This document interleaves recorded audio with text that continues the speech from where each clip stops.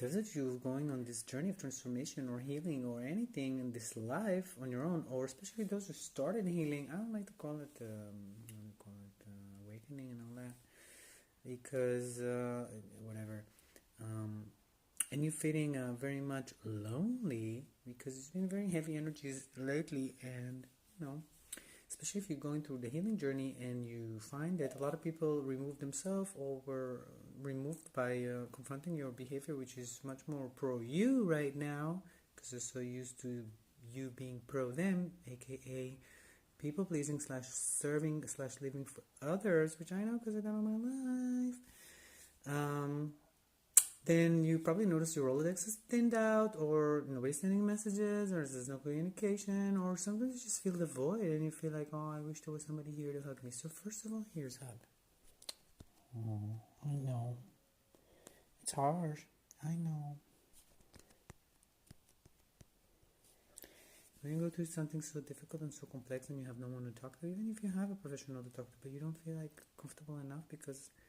Let me tell you, I went to psychologists and they were judgmental and sometimes even told me the things that I said or happened to me hadn't happened, which is also called by them gaslighting, which did happen. They so much happened. They happened in the street that I could literally go to City Hall and ask for the freaking footage. But if you're alone and you feel like there's no one to talk to, then I have a couple of solutions for you.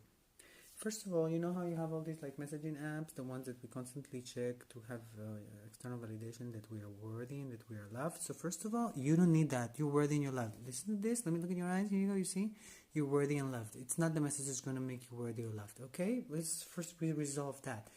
And then if you really need that, and if you really have like constant communication with people, and you're noticing that when you are communicating, especially when you're in a crisis or you're having a moment there, like I said, you're feeling lonely, then start texting yourself. And let me tell you, that would be your platform and opportunity to say the most beautiful, gorgeous things, especially if you want to practice what it is to be in a positive, affirming, fulfilling, healthy relationship with friends, with parents.